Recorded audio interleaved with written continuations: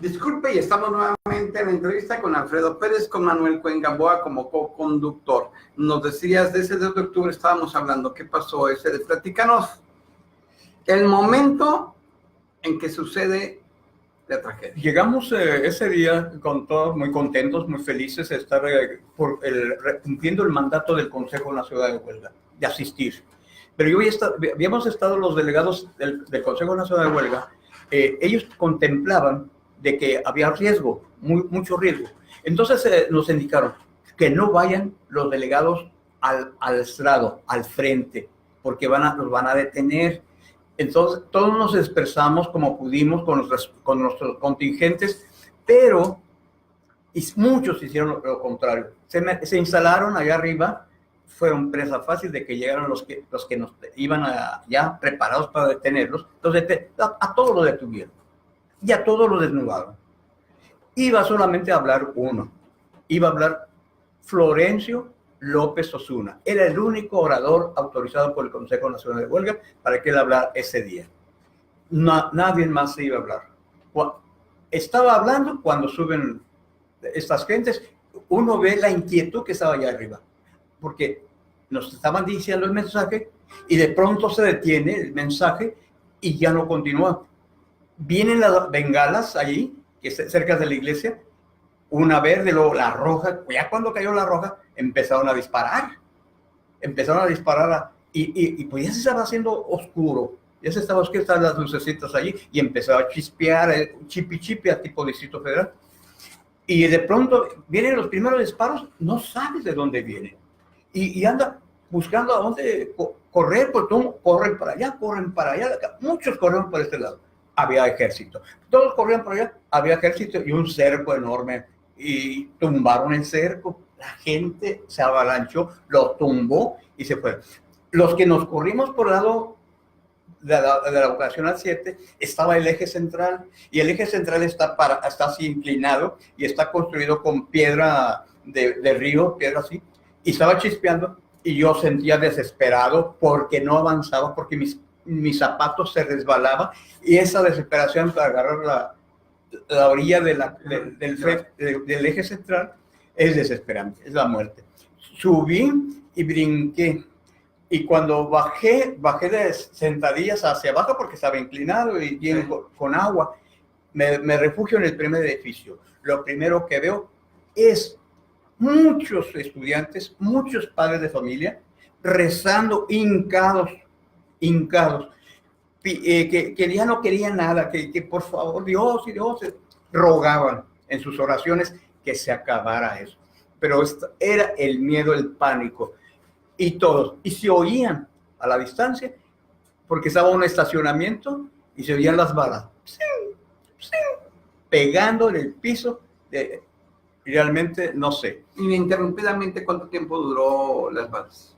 Pues al momento en que yo me separé, yo creo que a mí se me hizo eterno, obviamente, ¿no? Y se me hizo eterno poder pasar el eje central para el otro extremo. Y pues para mí se me hizo 10 minutos, se me hizo mucho tiempo. Pero es más bien es el miedo, es el temor de ver en la escena donde yo estaba mirando o escuchando el mensaje. Y de pronto vemos las veces, que hasta de broma decíamos, alguien se cayó. Y cuando la vimos la roja, seguimos, pero ya vimos gente. Era la señal. Era la señal. Y vimos gente con pelo corto, con el guante blanco, en la planta baja. Y que se subieron rápidamente al edificio donde estaba es que había un espacio de ventanilla donde es el mismo edificio. Desde ahí estaban haciendo la arenga o el laboratorio. Pero ya allí no alcanzaba yo a ver. Alcancé a ver donde estábamos nosotros, de cómo corríamos, cómo había niños, había personas, trabajadores, había estudiantes. O sea que sin temor estaban ahí. Y caímos, muchos cayeron sin temor, ni sabían por qué. Esas balas. Ustedes iban con la inquietud, pero iban desarmados. Y de aquel lado, pues obviamente que estaba el ejército de alguna manera disfrazado, la Dirección Federal de Seguridad, como sea, pero estaba ahí en esa situación. Y y pues obviamente quedaron en medio, ¿no? Y exactamente del ejército que estaba, ¿sí conoces dónde está el edificio y luego están las ruinas? Abajo del eje central. Pues por ahí entraron el ejército. Todavía esta área donde está lo que era la vocacional 7, todavía no lo agarraban ellos. Mucha gente nos salimos por ahí y mucha gente continuó para el norte. Y los que iban al sur fue donde tumbaron la cerca y salieron. Y eso no lo vi por las fotos que sacó la prensa al día siguiente, que zapatos y todo estaban ahí. Y la prensa, una revista que se circulaba en esa época por esto, así se llama la revista, por esto. Ella sí sacaba lo que no sacaban otros. Ahí sacaban los muertos de la delegación tercera que estaba cerca de ahí en la calle de Órgano. Ahí estaba y estaban los muertos así tirados en el piso.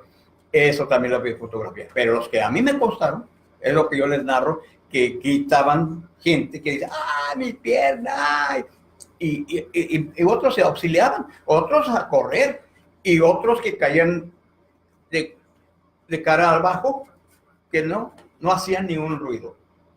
Pero sí, inmediatamente se miraba la sangre, ya el piso se miraba, y uno corriendo, buscando la salida, salvarse. ¿Cuánta gente se podría estimar que estaba ahí en ese momento? Pues más bien, si no me equivoco, pues sería que tomando en cuenta por metro cuadrado que sean 5 personas, tomar qué distancias, pero sí estaba saturado. Hasta donde empieza el jardín para las ruinas, no es muy grande para el edificio, no es mucho. Entonces, tomando en cuenta eso, donde está largo, esa es donde está rumbo a la glorieta, de donde está la salida de aquel lado, y ese lado son edificios. Pues no sabría contabilizar mucho, ¿no? Pero los que hayamos estado... ¿Se alcanzaban unos 1000? Yo sí. Te voy a decir porque los números oficiales que dieron eran 100, 150 alumnos que habían sido... No, si nosotros llevamos 6 camiones, más o menos de 40 cada camión, ya... calculando, pues es una buena cantidad, y en una sola escuela. Sí. Nomás la nosotros de la Nacional de Maestros de la INAMATI, solamente esa. Y llega uno y es el poder del Estado ante gente inerme, que no tenía idea de por qué estaba sucediendo esas cosas, ¿no? El poder del Estado. ¿Cuál era el entorno? ¿Lo recuerdas, Manuel? Cuando menos históricamente, ¿cuál era el entorno del presidente de la República? Era Gustavo Díaz Ordaz. El entorno del poder legislativo, Cámara de Diputados y de Senadores, y el poder judicial, que eran uno solo. Entonces, si hoy, disfrazadamente, y a veces sigue siendo uno, antes era descarada y absolutamente un solo gobierno. Tanto así que el Congreso de la Unión festejó al otro día la represión, ¿no? Y lo aplaudió. Decíamos que de 300 diputados federales había 280 y tantos que eran del PRI y el resto de la oposición. Este poder del Estado, Manuel. Estamos hablando del poder autoritario, absoluto, el régimen totalmente autoritario en ese tiempo, que no pudo ver esta manifestación de los estudiantes con otros ojos más que los ojos del peligro, ¿no? Para ellos era un peligro estas manifestaciones. Acordémonos que venía los Juegos Olímpicos, las Olimpiadas, y entonces queríamos quedar bien ante el mundo. Así es. Creo que a fin de cuentas el país fue el que perdió con esta tragedia, porque bueno, todos sabemos lo que vino después, una serie de transformaciones hacia la democracia, ¿no? El país tuvo que cambiar en los 70s, porque también con el movimiento del 68 lo que pasó después es que mucha gente vio que por la vía pacífica no era la posibilidad de transformar el país, y entonces comenzaron, se impulsaron de alguna manera los movimientos guerrilleros, ¿no? Por ejemplo, la Liga Comunista 23 de septiembre. Que duró hasta el 75, 76, 77 funcionando. Exacto. Lucio Cabañas, que también se fue a la sierra. El Partido de los Pobres de Cabañas. de Lucio Cabañas. Esa Unión Cívica Guerrerense, la Unión Cívica Guerrerense que apoyaba a Genaro. Como dice Manuel, se agotó la percepción de Así que es. esto podría haber un cambio pacífico a través de la democracia. Se pedían, tú lo resumiste en la mañana, 3 cosas principales. Platícanos. Hay que recordar que no solamente eran las demandas estudiantiles ya en ese momento, porque los estudiantes y los participantes en este movimiento ya se estaban alimentando de lo que sucedía en otros países. Entonces las demandas comenzaron a ser políticas también de alguna manera. El país tenía que cambiar, decían, pero había, por supuesto, un pliego petitorio que yo creo que el profesor Alfredo es quien más tiene. El número uno era la libertad de los presos políticos. Teníamos presos políticos desde el 58, que teníamos a Valentín Campa y teníamos a Demetrio Vallejo, que estaban condenados ellos. Y yo creo que uno de los aciertos del movimiento estudiantil fue exactamente liberar a Valentín Campa, por los más que más con nombre, ¿no? Y los que más querían ensañarse contra ellos. Salieron otros líderes y eso es un triunfo del movimiento del 68, la liberación de Demetrio Vallejo y de Valentín Campa. Y otra es la distinción del cuerpo de granaderos y que se pedía que no se crearan otros semejantes a ese con esa finalidad. Porque fueron creados específicamente para reprimir. No, para reprimir. Y la derogación del artículo 145 y 145 bis que estaba en el Código Federal, en la cual se usaba como represión a los disidentes. A todo que era disidente se le aplicaba el artículo 145 bis y lo mandaban a la cárcel. Como dice Villa, mato y luego averiguo. No era de que primero no había ni derechos individuales, derechos humanos, no había nada, había que estabas en la mira, te levantaban y probablemente aparecieras en una cárcel, probablemente no aparecieras. Otro de los puntos también que se pedían era la indemnización a las víctimas y a los familiares que sucedieron a partir del 23 hasta el 30 de julio. Fue cuando el día 31 fue el lavazo a la prepa 1, que para sacar, porque ahí había agitadores. Los primeros que subieron los embates fueron los de la Central Nacional de Estudiantes Democráticos y los que consideraban que eran los agitadores comunistas, ¿no? Ahí Gerardo Anzueta ahí cayó también. O sea, mucha gente que les estorbaba. Por cantidad estuvieron presos. Y considero que eso eran los principales. Alberto Castillo estuvo preso también. De Alberto Castillo. Él era el presidente de la coalición de maestros de media y superior. Él, junto con el de Gortari, el filósofo. Disculpe, Alberto Castillo, uno de los formadores de los movimientos de izquierda, también del Partido Socialista Unificado de México, que ya estuvo legalizado, Manuel. Antes el Partido Comunista Mexicano. Partido Mexicano de los Trabajadores. Partido Mexicano de los Trabajadores. Sí. Donde se dio a conocer Ríos con las caricaturas de propaganda enorme, fabulosa. Dice que le paguen al presidente el salario mínimo para que vea lo que se siente. Ya desde entonces, ¿no? Sí. Juan Núñez, saludos. Paula Tondo, gracias. Jesús Héctor Covarrubias, el Coba, gracias Covarrubias. Coba, Roger Ramos, saludos, profe Alfredo.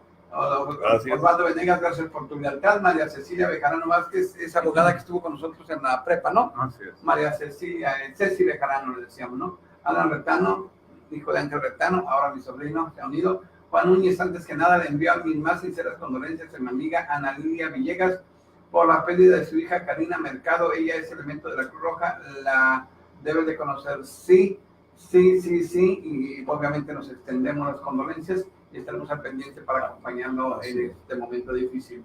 Jesús Alonso García John se ha unido, Lupita Chávez se ha unido, José Torres se ha unido. Lupita Chávez me va a ayudar en los próximos días a co-conducir, estamos elaborando un buen proyecto. Gracias, Pepe Torres, ya el hermano de Juan Torres Gutiérrez, ¿no? Es la referencia que tenemos, Pepe, no es porque no tengas personalidad propia. Francisco Eques Méndez se ha unido, ya está todavía Martina de Sandoval. Leticia Fuentes Obando se ha unido, es hermana de Raúl Fuentes Obando, que mañana estamos en una entrevista con él y con Enrique Orozco Ceguera sobre el tema de que 2 diputados locales por primera vez en la historia y 2 diputados federales están en este momento y qué se puede hacer con ellos. Cristi Palma, saludos Goyo por tu gran programa y a tus invitados. Gracias por decir tú, pero el verbo de posesión ahí no se me da, pero te agradezco infinitamente. Profe, entonces todo eso se vivió el 2 de octubre. ¿Cómo es, profe? Pero Y tú dime todavía. yo realmente que la aportación que hicieron los estudiantes del movimiento del 68 es como una semilla que se dispersó por todo el territorio mexicano. Yo estoy aquí en San Luis Río Colorado. Aquí me encontré grandes amigos de izquierda. ¿Por qué te viniste a San Luis? ¿Querías alejarte? No, pues había órdenes de aprehensión allí, entre más Me diste huyendo. entre más lejos mejor, de que les costara. Ya me quedé aquí, agarré San Luis Río Colorado. Ahorita es de broma pensarlo y platicarlo así, pero una orden de aprehensión en el año de 1968, 70, en los 70 en sí, era cárcel o pena de muerte. Donde te agarraban era probable incluso que no te llevaran a ninguna parte y desaparecieras. De la noche a la mañana no aparecieras. No aparecieran ni tus restos y no apareciera absolutamente nada del profe Alfredo Pérez, que así sucedió a muchos de ellos. Y eso lo supe porque fueron detenidos el día 2 de octubre, y fueron detenidos 9 compañeros en la MACTI, de la Nación de Maestros, y ellos me dijeron, ahí hay órdenes de aprehensión para ti. Así que cuídate y pues te vamos a estar protegiendo como... Me tuve que cambiar, me tuve que quitar las cejas, me tuve que pelar, me tuve que caer el pelo. Yo creo que no había tenido tanto tiempo si hubiera sabido en esta época, ¿no? Pero tuve que cambiar mucho mis hábitos de poder esconderme, de poder protegerme. Las cejas no usaba bigote y totalmente era diferente. Y realmente los que están aquí que pueden decir que estuve yo allí es mi compadre Pedro Valles, que fue mi compañero de grupo. Pedro Valles estuvo ahí también. Estuvo, por cierto, él le tocó una experiencia el 27 de septiembre, no, este fue el 27 de agosto, que estuvo allá cuando Campos Lemos dijo, vamos a esperar al presidente que venga a dar su informe aquí en el Zócalo. A los 5 minutos se oyeron en los altavoces diciendo, les damos 5 minutos porque es un delito de que las plazas públicas en México sean ocupadas con fines políticos. 5 minutos. No tardaron ni 5 minutos, se oyeron el golpe de las botas en el cemento. Ya venía. Taparon la Juárez, la 20 de noviembre, Moneda, la cerraron, y solamente las 5 de mayo dejaron abierta para los carros y para la gente. Pero iban pasando a pie los soldados con la culata atrás. Y a nosotros nos subimos, un compañero administrativo traía su carrito, lo dejó atrás de Catedral, y nos vámonos. Y ahí salió mi compadre Pedro, dice, a ver, ¿para qué me andas trayendo? Pedro Valles fue maestro de la secundaria técnica número 4. Sí. ¿De qué daba clase? También igual que yo, electricidad. Algunos lo habrán de recordar todavía con un cariño. Mi compadre Pedro. Y el que estuvo con nosotros, porque es egresado de la misma normal, es David Topete. Él es de la 4ª generación, o sea, yo soy de la 3ª, él es de la 4ª. Es más joven también. Pues salió después que yo. Te tocó verlo ahí. Sí, ahí estuvo también en ese movimiento. Creo que sí, ¿no? Porque él estaba en el matutino. Okay. Y nosotros estábamos en el vespertino, Pedro y yo. Pues, ya, Pedro, a David te lo encontraste aquí también. A David, sí, aquí me lo encontré. Él no huyendo, él vivía en Sinaloa, David. Él es de Villa Unión, Sinaloa, pero se fue a estudiar y entró a la normal de nosotros, y ahí lo conocí, a David Topete. Esas son las repercusiones del 2 de octubre de 1900. Sí, pero a 50 años, yo se los confieso, yo le dije a Gregorio, a Goyo, digo, no sé si aguante porque me acuerdo del 2 de octubre y comienzo a llorar. Profe, una reflexión que hace Jesús Ramos, está en Morena ahorita, nada más así se lo digo, es que en su lecho de muerte Teodoro Reina, uno que fue regidor, también la conociste, sí. Teodoro, que no era ideólogo de izquierda, ¿no? Pero era un soldado de la izquierda que siempre estuvo en el PRD, le decía, me recuerdo y se me quedó grabado, que dice, no lo voy a alcanzar a ver, ya estaba en su lecho de muerte con cáncer, y casi desapareciendo, decía en la cámara Jesús Ramos, no lo voy a alcanzar a ver, no lo voy a alcanzar a ver, no lo voy a alcanzar a ver. 50 años, profe. Casualmente, no me regreso para dejar atrás, ¿no? Pero casualmente gana Morena, gana Andrés Manuel López Obrador, gana alguien que se identifica y enarbola la bandera de la izquierda. ¿Valió la pena esperar 50 años? Sí, valió la pena, porque yo creo que así como todos los que pensamos en la izquierda, y esto es algo positivo para México. Es extraordinario esto es un sueño para mí. Yo creí que no lo iba a alcanzar a ver, personalmente tengo 62 años, tenía 12 cuando pasó 1968. En verdad, creí que no se iba a alcanzar a ver todo esto, ¿no? Y ahora, pues ahora mi compromiso es con mis hijos, digo, yo no busco puestos a esta altura de mi edad, ni mucho menos. Lo que sí me gustaría participar en la construcción de una escuela de cuadros que le dé fuerza, cimentación a Morena, que Morena no sea de 6 años, que sea con las mismas directrices de izquierda, siga adelante y educando y haciendo salvar este país, porque otra suerte nos merece. No sé si coincides conmigo, Manuel, que los cambios que está haciendo Manuel López Obrador está haciendo de fondo en el ámbito político, en el fortalecimiento del Estado de Derecho. Así. Es buen camino, Manuel, sí, hacer los cambios de la ley, en la ley, pues, en el Congreso que tiene México. Tienen que ir acompañados, por supuesto, de la parte cultural, es decir, de socializar todas esas ideas, y yo pienso que se tienen que dar y se van a dar, y por eso avalo la propuesta del profesor, en el sentido de que se tiene que crear esta escuela de cuadros, se tienen que crear estas personas que estén al pendiente de que los cambios vayan por el rumbo que tienen que ir, ni todo el poder a una sola persona, porque este es un cambio de todos. Yo creo que, como tú lo dices, nos tocó una generación en los 70s, 80s, que éramos los jóvenes rebeldes que luchábamos por ideas, y en ese momento veíamos muy lejana la posibilidad de un cambio, ¿no?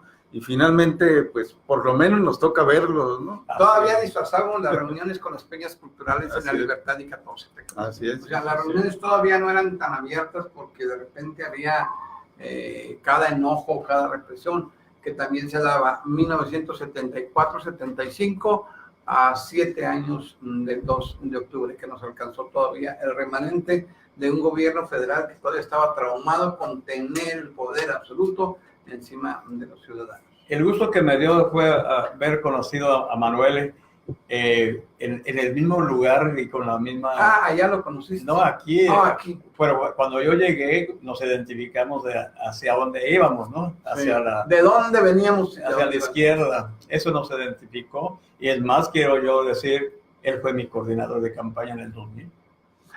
Platícanos brevemente, Manuel, estuviste en algunos cargos dentro de dirigencias de partidos políticos. Explícanos el cambio, desde que hizo el cambio a Partido Socialista Unificado de México, que estuviste ahí. Platícanos brevemente para que... Es difícil recordar todo porque ya ha pasado mucho tiempo, ¿no? que el alemán alcanza. Pero, sin embargo, sí fueron momentos muy importantes en nuestra vida. Yo me fui a los 18 años, creo, a la Universidad de Hermosillo a estudiar artes plásticas. Allá me tocó participar en el movimiento también, me tocó una represión por parte del gobierno del estado, una manifestación que hicimos también fue desbaratada a balazos, y después los judiciales tomaron la universidad. Sin embargo, pues salimos ilesos. Aquí en San Luis Río Colorado me tocó en algún momento también estar preso por unas cuantas horas. Tuvieron que sacarme porque pues ya estaban allá afuera armando una manifestación para pedir la salida de Lauro y yo, que estábamos ahí en la cárcel porque se nos ocurrió pintar en un edificio abandonado viejo que fue el Hotel Cápara. Sí. Allí por la Revolución Cuarta y Quinta. Pintamos algo en contra de la guerra, en contra de la bomba de neutrones, y llegaron gente de investigaciones y nos levantaron y nos metieron a 75, a la más cárcel, 76, aproximadamente por ahí. Y bueno, sí, me tocó llegar por esas fechas al partido aquí en San Luis Río Colorado. Entonces era el Partido Comunista Mexicano. Ahí conocí al profesor Alfredo, a Petra Santos, a mucha gente que participó en esta organización, y este partido, bueno, luego fue unificándose con otros hasta que más tarde pues terminó en lo que conocemos como el PRD, ¿no? El Partido de la Revolución antes del Partido Socialista Unificado de Democrática. México. Allí me tocó ser dirigente, sí, fue el Partido Mexicano Socialista y luego fue el Partido Socialista Unificado de México. Se fueron uniendo pues las izquierdas, vino este proceso de unificación. Y bueno, con el 88, con Cuauhtémoc Cárdenas y Porfirio Muñoz Ledo y Andrés Manuel López Obrador, que venían del PRI, hubo ahí fue donde se creó el PRD, ¿no? Primera Frente Democrático Nacional, que de ahí se vino, ¿no? Lo que sí quiero recalcar, que el registro que ahorita está gozando el PRD es el registro del Partido Comunista cuando se legalizó oficialmente en México. Él es el registro ese, porque primero nos unificamos, cambiamos de Partido Comunista a PSUM, cuando dice Partido Socialista Unificado. Nos unimos con el MAUS, con el MOS, que eran movimientos socialistas. Al juntarnos con eso, cambiamos al Partido Socialista Unificado de México. Posteriormente nos unimos con salió el PMS y nos aliamos con el PT. PMT, con el de Berto Castillo. Ahí estuvo también mucha gente muy buena, e incluso fue del PMS, fue Demetrio Vallejo, fue diputado de... Que en su momento el gran, excelente mérito de Berto Castillo fue haber renunciado para que la candidatura del 88 no así es. Cuauhtémoc Cárdenas, ¿no? Y ahorita que me quedo recordar, porque cuando falleció Demetrio Vallejo, su suplente era Alejandro Encinas. Después, el suplente de gobierno de gobierno de López Obrador, ¿no? Así es la política. Ese es el camino de la izquierda. Ahora bien, mucha sí. gente tiene miedo y dice, es que gana López Obrador y es el comunismo de Rusia. 50 años han transformado todo, tanto los mercados como el mundo, como todo. Morena podría adaptarse a un nuevo sistema social. De hecho, nunca se ha hablado de un comunismo, que ojalá y se hiciera en la esencia el comunismo de algo común para todos, ¿no? Pero es lo que representa ahorita Morena, este regreso a la posibilidad del antitotalitarismo y del absolutismo de un solo gobierno. Como le decía Mario Vargas Llosa, México no es una dictadura, es una dictablanda, porque sociólogos se pusieron a ver cómo implantar la dictadura sin que fuera moderada, que la gente la sintiera blanda, ¿no? ¿Por cuánto? Por 70 años, ¿no? Antes de que empezara a abrirse la regiduría de diputaciones locales plurinominales y se abriera un poquito más el pastel. Pero antes era un férreo dominio, ese era el escenario. ¿Hasta qué año será? Hasta el 94 sería. Hasta el año 1984 que termina, 1994 que termina Carlos Salinas de Gortari la presidencia de la República, con Ernesto Zedillo, que rompe relaciones con Carlos Salinas de Gortari. Se abre un poco el panorama hasta la negociación con la extrema derecha, ¿no? Pero sigue siendo el mismo panorama de una globalización, el neoliberalismo, que eso es lo que... Mira, eso es lo que hay que acabar. Sí, o sea, que originalmente, y con todo esto, que bueno que me lo dices, profe, si se acuerdan, hubo, y entre nosotros sí lo conocimos, y nos lo enraizamos, la Operación Cóndor. ¿Sí? ¿Nos explicas un poquito de dónde nace y con qué objetivo la Operación Cóndor, man? Bueno, era un poco originalmente encaminada a atacar el narcotráfico, pero realmente sirvió para eliminar los brotes rebeldes que ya se estaban germinando en toda América.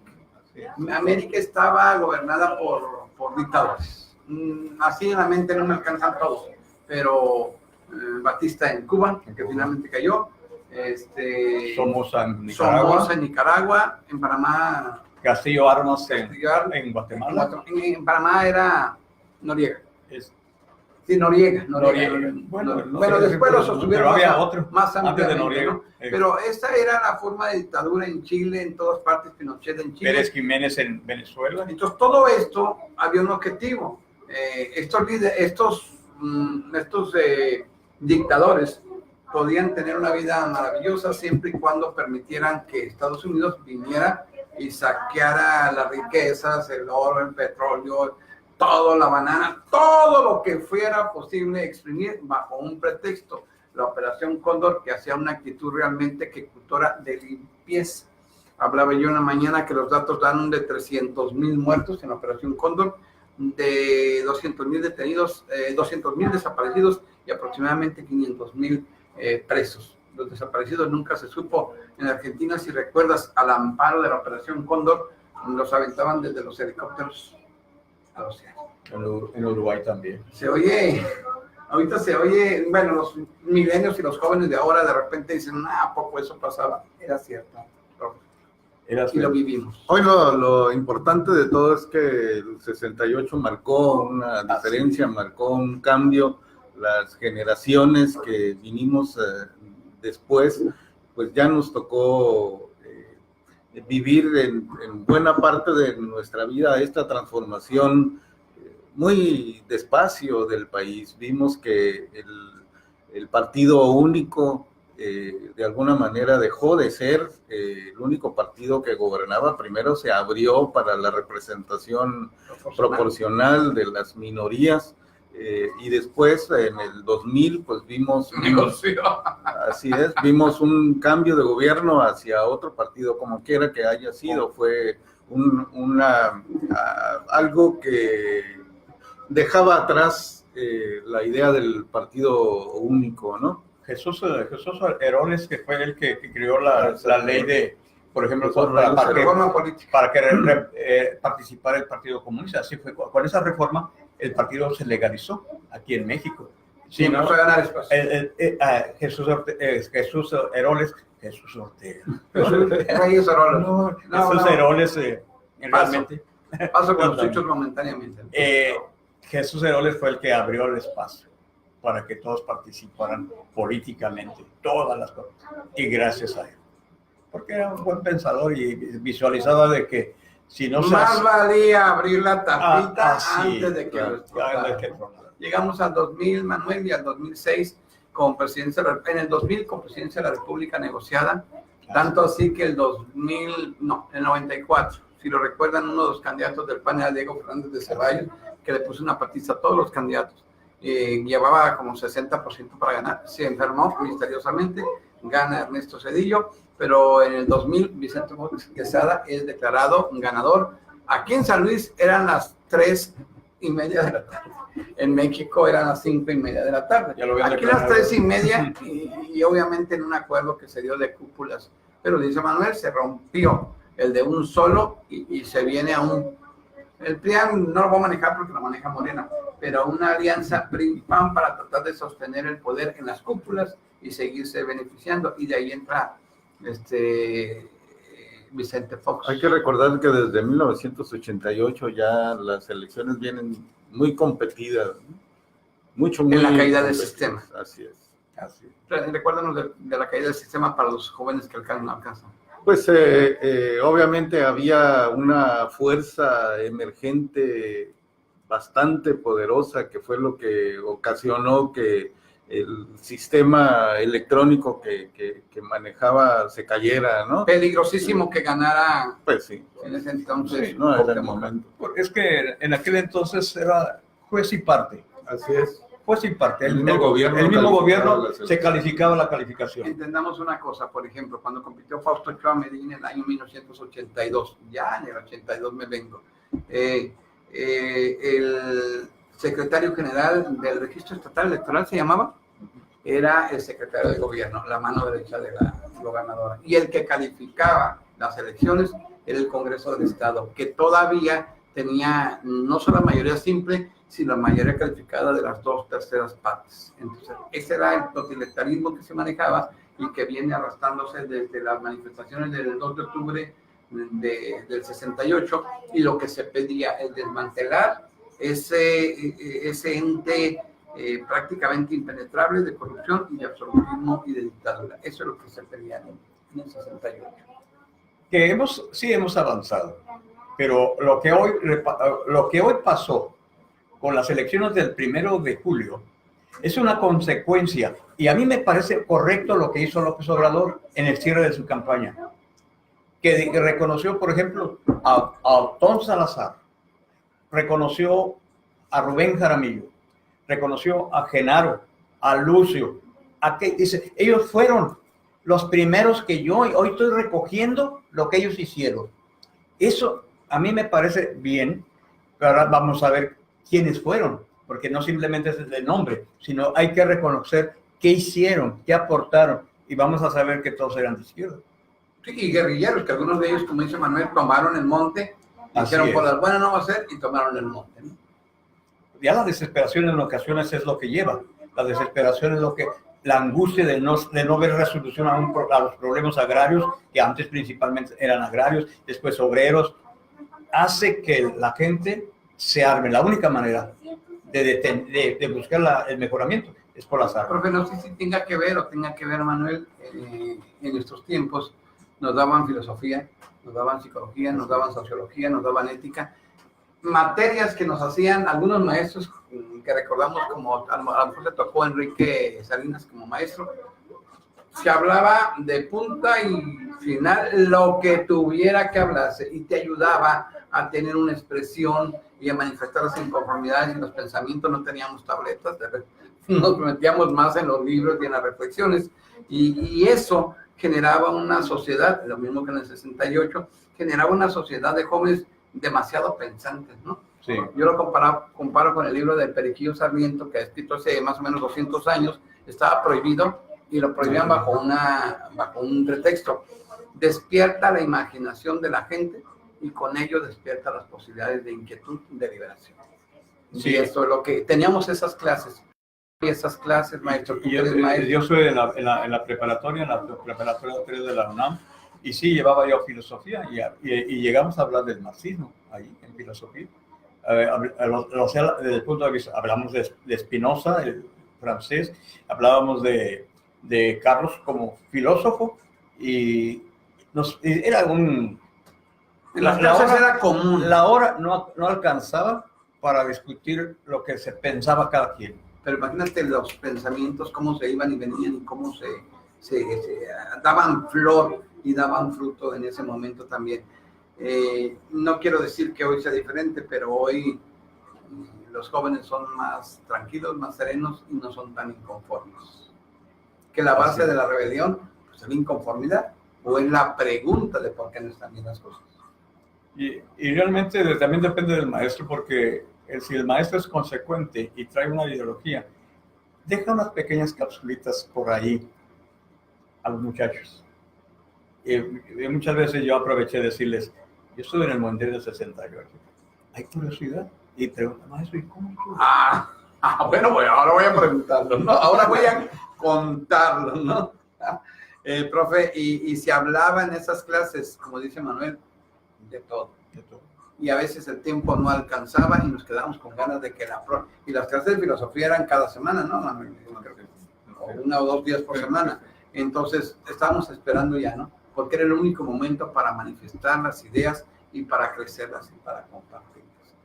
2 de octubre de 1968 es el tema, ya no sé ni dónde andamos con el tiempo, casi se nos va, pero saludo aquí a Leti Fuentes, ya dijimos, ¿verdad? Olivier Gómez se ha unido, gracias Olivier por la lealtad de seguirnos con este Facebook, con este internet. Alfredo Pérez Fajardo, saludos Toyo, buen y pan. Es tu hijo. ¿Cuántos años tiene ya, Alfredo? 40. Vale la pena por los chamacos. Claro que sí.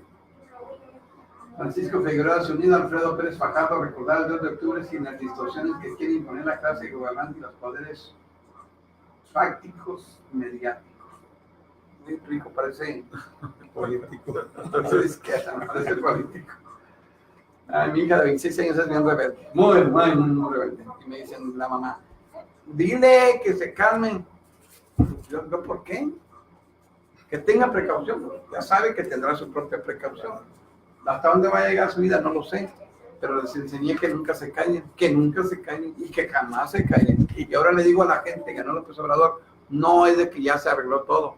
Ahora llegaron a expresarnos, de gritar, de decir y de estar incluso vigilantes de errores que se puedan cometer y señalarlos. López Obrador solo no va a hacer nada, nos ocupa como ciudadanos. Él no puede ver lo que se está haciendo aquí.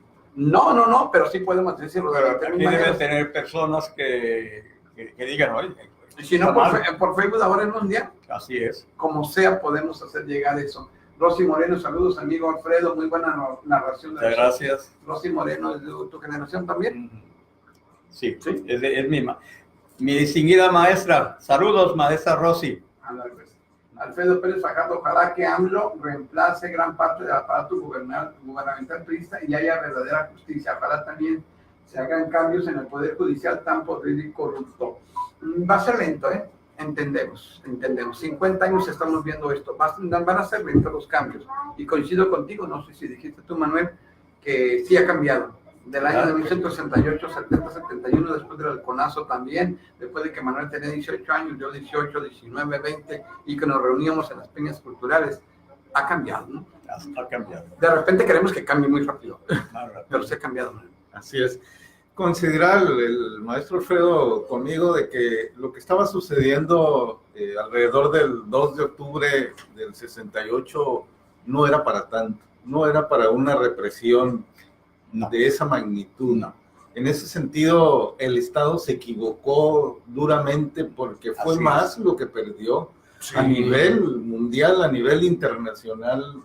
México fue el foco señalado, de atención, fue un foco de atención. Tuvo que cambiar sus estructuras paulatinamente, pero lo que estaba sucediendo eran manifestaciones muy alegres de estudiantes, como son las manifestaciones estudiantiles. A mí me tocó participar en Hermosillo, en la Ciudad de México, en estas manifestaciones, y son cuando hay jóvenes muy hay contagiosas. Esa es una gran... Cuando hay jóvenes es alegre. La manifestación. ¿Habrá tenido miedo el gobierno federal? Sí, claro que tuvo miedo. Pero no era para algo así. No. Abusaron y ante todo porque ahí estaban los corresponsales extranjeros que iban a cubrir la Olimpiada y que se dieron cuenta, y ellos fueron los que hicieron el reportaje al extranjero. Hicieron que el foco de atención hacia México, que los derechos humanos no se estaban observando, que era un abuso del Estado contra gente inerme. Y todos los corresponsales llegaron a sus países y hicieron reportajes sobre el 2 de octubre. Es decir, que estaba sucediendo, estudiantes manifestándose, tomando plazas, saliendo a la calle, y el ejército responde... No había riesgo de desestabilización del país. No estaba generalizado, no estaba un intento de golpe a las megaestructuras del país. Era algo, digamos, de alguna manera normal, sin que llegara a extremos. ¿No? Incluso cuando Luis Cabeza de Vaca, porque el Chapingo era semi-militarizado, y dice, tenemos hartas, toda la asamblea, digo, que se callara, que no era el lugar propicio, guárdenlas allá. Sí. Y lo aplacaron, porque él ofertó, el Chapingo tiene armas, es escuela militarizada, y dijeron, no vuelvas a mencionar. Lo callaron totalmente. O sea que no era con ese fin. Ni golpe de Estado. No, nada. Que sí era una mezcolanza. Hay que reconocer que había de todos. De izquierda, de todos los matices, de todos los colores. Pero ahí estaban. Se entendían perfectamente. Y unos que iban por primera vez, que nomás nos mirábamos así. ¿Qué está diciendo? Estaban aprendiendo. Y aprendieron bien. Y por eso digo que es una semilla que se diseminó a través del territorio. Durante muy largo, 50 años. Para que el país y la generación del 70, 80 y 90 que todavía vivió eso, cuando menos en remembranza, cerquita o oliéndolo ahí cerquitas, fue lo que ha propiciado los cambios. Si hacemos cuenta de quiénes son en este momento presidentes, gobernadores, gente que ha hecho los cambios, el mismo López Obrador, tiene el observador 64 años, Ya, 64, Ujú. o sea, tenía 14 años cuando pasó lo del 68. Si se fijan, estamos hablando de gente que está siendo partícipe de estos cambios y es la generación posterior al 2 de octubre. La inmediata generación posterior al 2 de octubre. Los que tenemos 60, ¿no? 60 hasta 55 todavía más, 50, porque sí crecimos con ese gusanito todavía, ¿no?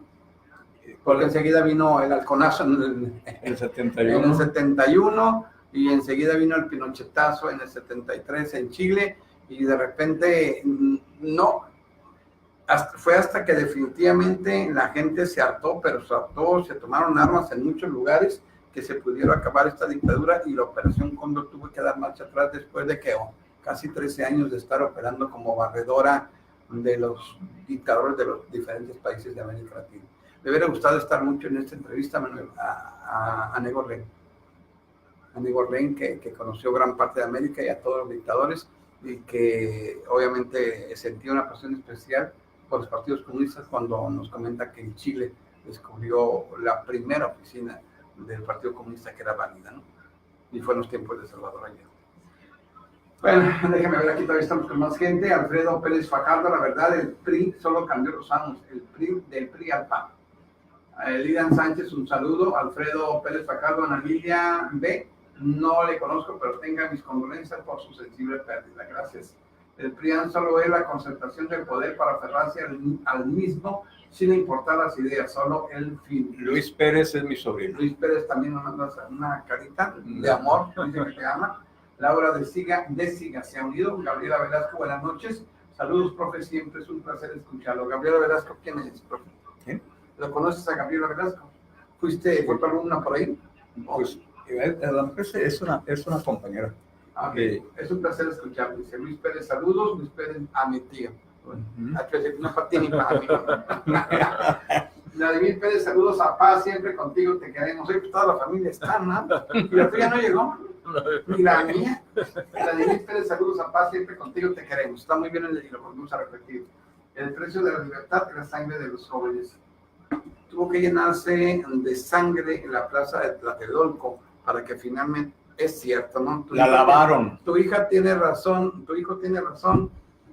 Tuvieron que morir para que se diera esto de la forma. Lo voy a decir algo bien tonto.